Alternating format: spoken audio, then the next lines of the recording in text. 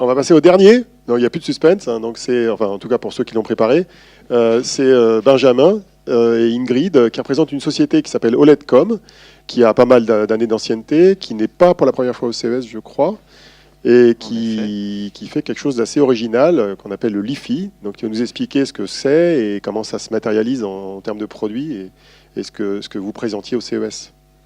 Très bien. Mais écoutez, le LiFi, c'est le Light Fidelity. Ça consiste à faire de la communication par la lumière. C'est une société qui est issue de l'université Paris-Saclay, qui a été fondée par un professeur qui n'est pas là aujourd'hui. Il est à Munich, Suat Topsu, et qui est très soutenu par le pôle systématique. Merci.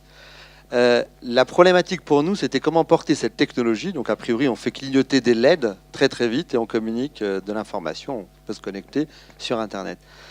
Il y a un an, parce que ça se prépare, le CES, vous avez tout à fait raison, un an, on s'est dit, mais comment on peut porter cette technologie au grand public? Donc notre positionnement, c'était, on veut être la première entreprise au monde à créer un produit accessible au plus grand nombre qui utilise cette technologie LiFi. Et donc, on a eu l'idée d'aller voir un designer qui a designé 18 produits au CES, Pierre Garner, Helium Studio, dont beaucoup de Français, et qui nous a aidés donc à développer ce produit. On n'avait aucune idée de même l'usage de cette techno dans le grand public au début.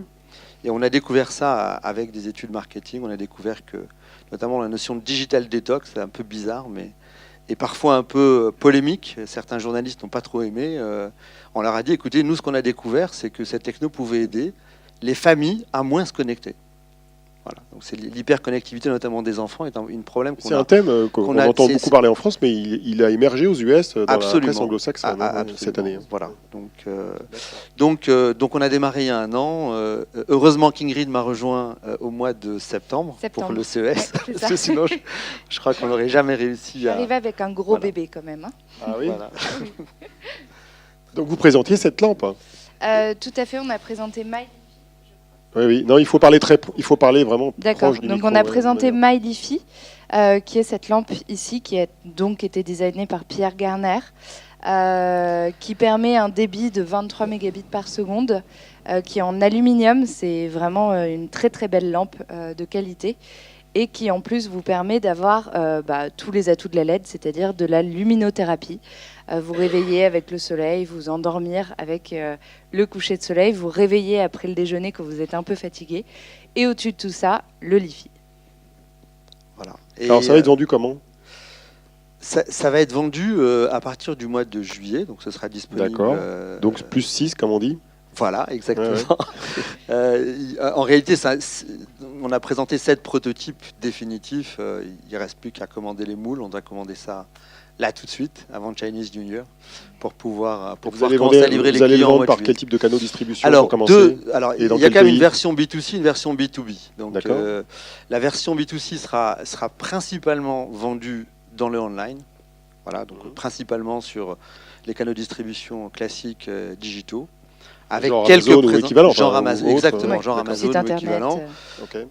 Et la version B2C par un canal de distribution un peu particulier qui sont les prescripteurs d'éclairage haut de gamme dans les bureaux principalement ou dans les hôtels de luxe. Voilà, grosso modo. Alors, le produit est vendu à 899. La technologie est encore un peu chère. Hein, c'est une technologie qui est encore un peu chère. C'est pour ça que l'emballage, c'est un emballage plutôt haut de gamme. C'est une lampe de designer, si vous connaissez un peu les lampes Artemide. Les gens achètent ce type de lampe à 500 €, c'est assez classique, hein, c'est un marché que je connais bien. Donc on a plutôt emballé cette techno dans quelque chose de haut de gamme pour pouvoir commencer, être les premiers en attendant qu'elle soit miniaturisée, en attendant que l'électronique soit un petit peu moins chère. On en est, si vous voulez, à l'an 1 du LiFi en termes d'industrialisation. Rappelez-vous les clés USB que nous avions il y a 15 ans pour se connecter en Wi-Fi. On est exactement dans cette phase-là. Et donc notre jeu consiste à investir dans de la R&D pour pouvoir la miniaturiser. On espère que dans 2-3 ans, nous aurons les premières puces LiFi qui pourront équiper les smartphones, ce serait pas mal comme business, un OM là. Voilà. En termes de volume. C'est exactement. Donc vous voyez, notre stratégie, c'est ça, mais notre communication se fait à travers ce produit. Vous avez des concurrents quand même sur les composants. Vous n'êtes pas les seuls à faire des composants LiFi sur le marché mondial. Non, on n'est pas les seuls. Il y a 3 sociétés un peu sérieuses. Il y en avait une d'ailleurs aux États-Unis qui s'appelle VNetCom qu'on a rencontrée là-bas, qui sont à peu près au même stade que nous. Mais par contre, on était les premiers à aller jusqu'au bout de la chaîne de aller valeur. jusqu'au c'est ça bout. D'accord. Les gens nous disaient, you have productized the technology. On a rendu cette technologie accessible avec un Donc produit grand finalement, public. même commentaire que pour les autres, des contacts et une visibilité au-delà des Français. Nettement. Alors, Ouais. énorme. Ouais. Franchement, on a été submergé par les journalistes et c'est Unveil qui nous a beaucoup aidé à faire ça. Heureusement, on était accompagnés, on était tous les Quand je deux disais seulement. contact, c'est business, c'est pas que journaliste. Ah oui, hein. business. On Ouais, de tout. on a eu une visibilité internationale avec 240 articles, dont 100 aux États-Unis. 280 aujourd'hui. 280 M6 aujourd'hui, ce soir voilà, aussi. ça continue. On a fait France 3, France 2, enfin voilà, Le Monde. T'es Les plutôt Échos. business et côté business. Et côté business, ce produit grand public nous a apporté énormément de contacts B2B. Voilà. Donc c'est étonnant, les gens venaient pour le produit, parce qu'ils en avaient entendu parler, mais ils voulaient une autre version de ce produit qui était plus... on a eu tout le conseil d'administration de Somfy qui était là, 15 personnes de la SNCF, la R&D de la SNCF, on a eu le patron de But, on a eu le La patron de RATP. Lumileds, la RATP, Mm. enfin, on a eu des contacts internationaux et nationaux assez prestigieux. Voilà. Donc, Bon. pour des usages autres, qui sont des usages de sécurité, de connectivité, de connexion Internet. Principalement, ça c'est l'usage B2B. Parce que la lumière ne traverse pas les murs, donc personne ne peut vous hacker votre réseau. Voilà. Tout simplement. C'est une lampe qui est disponible sur Kickstarter aujourd'hui pour des précommandes. Et évidemment, elle sera Allez-y, livrée les en enfants. juillet.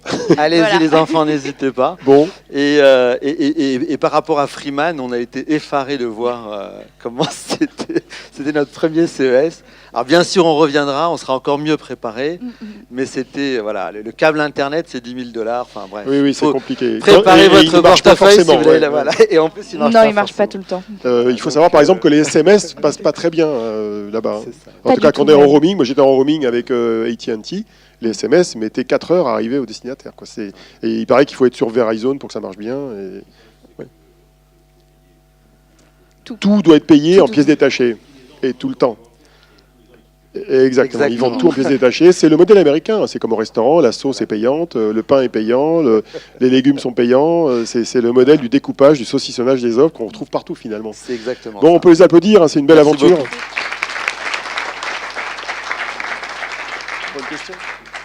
Est-ce que vous auriez une question pour l'un des intervenants? C'est un peu, on ne peut pas prendre 2 questions par intervenant, mais oui, Jean-Luc. Parce que tout le monde, fais gaffe, on t'entend pas. Pardon. Ah oui. Juste dire un mot. Donc il y a une nous grande conférence. nous avons la première conférence LiFi au monde qui s'appelle le Global LiFi Congress, qui est organisée à Paris le 8 et le 9 février au Palais Brognard. Donc venez nombreux. Jean-Luc à Bella Paris, fera, voilà, nous aurons des officiels, nous avons même un ministre des Émirats qui sera là, on a appris ça hier, avec lequel on fait un gros projet. On a beaucoup de monde qui se présente.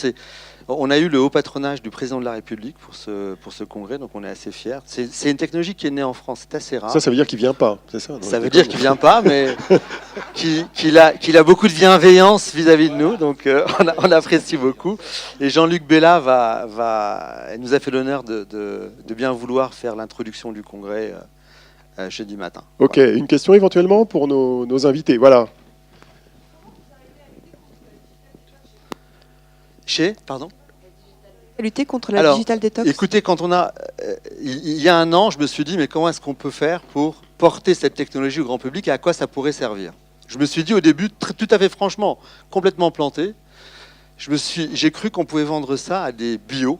On appelle ça les bios, vous savez, les gens qui n'aiment pas les ondes radiofréquences.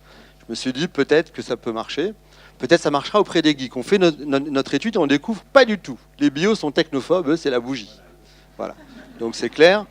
Et on découvre que les geeks, finalement, la vitesse n'est pas encore suffisante pour vraiment les intéresser. Mais en faisant cette étude-là, on découvre un autre besoin. Les familles nous disent, mais moi, je me bats en permanence avec les gamins, les enfants, pour lutter contre l'hyperconnectivité, qui pose des problèmes sociétaux aujourd'hui, qui a un problème sociétal.